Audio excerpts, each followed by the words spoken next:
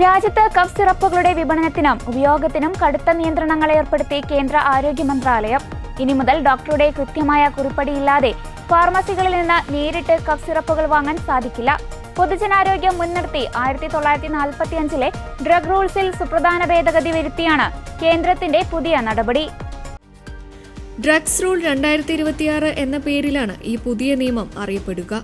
ഔദ്യോഗിക ഗസറ്റിൽ പ്രസിദ്ധീകരിക്കുന്ന രീതി മുതൽ പുതിയ നിയമം പ്രാബല്യത്തിൽ വരും. മരുന്നുകളുടെ തെറ്റായ ഉപയോഗവും സ്വയം ചികിത്സയും പൂർണ്ണമായി തടയുന്നതിനാണ് ഇത്തരമൊരു തീരുമാനം.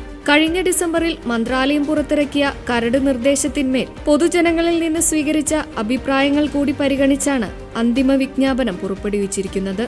പുതിയ ഭേദഗതിയുടെ ഡ്രഗ്സ് റൂൾസിലെ ഷെഡ്യൂൾ കെ വിഭാഗത്തിൽ നിന്നും സിറപ്പുകൾ എന്ന വാക്ക് പൂർണ്ണമായി നീക്കം ചെയ്തു. ഇതോടെ കപ്പ് സിറപ്പുകൾക്ക് അതുവരെ വിപണിയിൽ ലഭിച്ചിരുന്ന ഇളവുകൾ ഇല്ലാതാവുകയും കൗണ്ടർ വഴി നേരിട്ടുള്ള വിൽപ്പന അവസാനിക്കുകയും ചെയ്യും. മധ്യപ്രദേശിലും രാജസ്ഥാനിലും കഫ് സിറപ്പ് കഴിച്ച് കുട്ടികൾ കൂട്ടത്തോടെ മരണപ്പെട്ട പശ്ചാത്തലത്തിലാണ് കേന്ദ്ര സർക്കാർ നിർമ്മാണത്തിലും വിതരണത്തിലും കടുത്ത നിയന്ത്രണത്തിലേക്ക് നീങ്ങിയത്. തമിഴ്നാട്ടിലെ ശ്രേസൻ ഫാർമ നിർമ്മിച്ച കോൾഡ്രിഫ് എന്ന ചുമമരുന്ന് കഴിച്ച് മധ്യപ്രദേശിൽ മാത്രം 20-ലേറെ കുട്ടികളാണ് മരണപ്പെട്ടത്. രാജസ്ഥാനിലും സമാനമായ രീതിയിൽ മരണങ്ങൾ റിപ്പോർട്ട് ചെയ്തിരുന്നു.